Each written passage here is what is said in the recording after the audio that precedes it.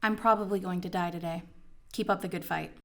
That was the message Patrick Crusius left on 8chan this August, just moments before he entered a Walmart in El Paso, Texas, with an AK-47. Crusius told 8chan that his attack was revenge. He referenced white supremacist ideas. Immigrants and native Latinos in El Paso were invaders, and racial mixing was a betrayal. This isn't that unusual. Mass shootings, vehicular assaults, and ideological violence have increased dramatically since 2015. Since the beginning of August, the FBI claims to have thwarted at least 8 copycat mass shootings after El Paso. But how did we get here? Starting with Anders Breivik, the terrorist behind the 2011 Oslo massacre, who inspired the New Zealand shooter, all 22 ideological attacks we surveyed from the last decade have lived second lives on the internet. Just this year, 3 killers have posted announcements and manifestos on 8chan's popular poll board before their mass shootings.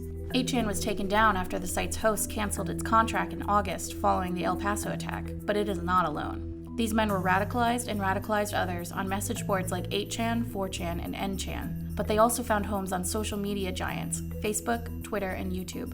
According to researchers at Bellingcat, radicalization is often escalated by what alt-right and manosphere figures call a red pill moment, inspired by the Matrix.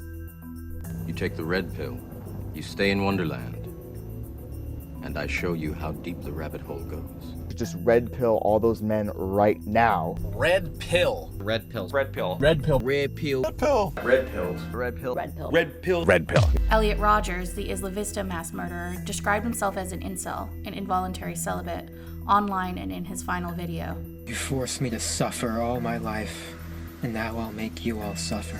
Well, Elliot Rogers' red pill was the evils of women who rejected him and sexually active men he felt dominated him. Message boards and comment sections reveal many red pill moments that lead to extremist beliefs. They reveal a supposed truth about the world that dehumanizes some group of people, especially those focused on things like the JQ, or the Jewish question. Today I want to discuss the JQ, the Jewish question. These leftist Jews that constantly push the Holocaust narrative, these are the ones that are encouraging another Holocaust. When the Chabad at Poway shooter planned his attack on 8chan, another user told him to get a high score. Online environments lend themselves well to what psychologists call toxic disinhibition. Anonymity and a low-stakes environment allows for a building chorus of polarized views and group hostility that can spill into aggressive or violent behavior offline. In other words, it's the social dynamic, not the video games. Violent extremism does not belong to either party, but online, bad faith actors are succeeding in co-opting and corrupting conservative viewpoints and using them to radicalize vulnerable people. In 2018, more than 2/3 of ideologically motivated deaths in the US were by killers associated with white supremacy. Domestic Islamist terrorism, a benchmark for online radicalism, account for only 2%. Young leftist skeptics and middle-aged banner conservatives can be drawn past the line of extremist belief not just by insular or niche online communities, but by the algorithms that run major social media outlets. A team called Google Brain has been in charge of YouTube's neural network recommendation system since 2015.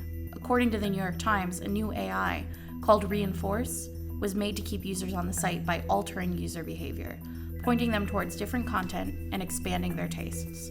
Researchers have found that this system recommends, escalates, and by context, normalizes more and more radical and extremist beliefs. YouTube denies that their algorithm steers users towards extremist content, but they've so far refused to share their internal data with researchers or journalists. Right now, we know that this funnel leads people through content loops of red pill stories, white supremacist concepts like the Great Replacement, conspiracy theories, and more. Internet access is well on its way to becoming a standard internationally, and homegrown communities in artificial intelligence are a big part of that movement. Still, unregulated AI systems and bad actors online can reinforce rhetoric that leads to violence.